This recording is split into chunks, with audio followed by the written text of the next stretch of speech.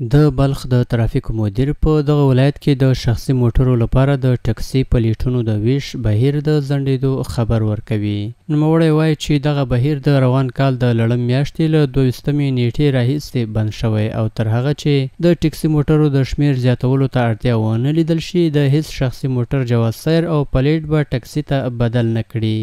د 8 میاشتې د 22 تاریخ څخه دغه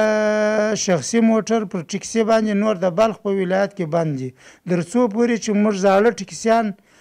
ورنګوو ښار ته راوباسو که بیا ښار نور ټکسیان غوښتي بیا موږ اعلان کوو بیا به شخصي راځي بیا موږ ټکسي کوو بیا به ښار ته وځي.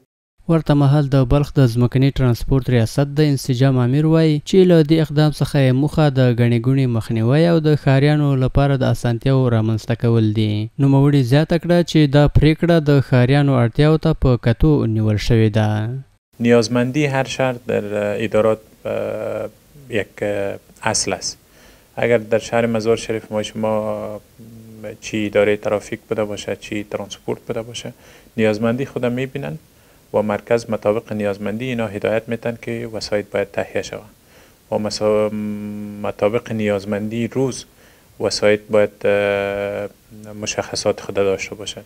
که تا همشهریای عزیز ما بتانن که به یک شکل سهل و آسانش برشان عرضه خدمات شود و از استفاده بکنن.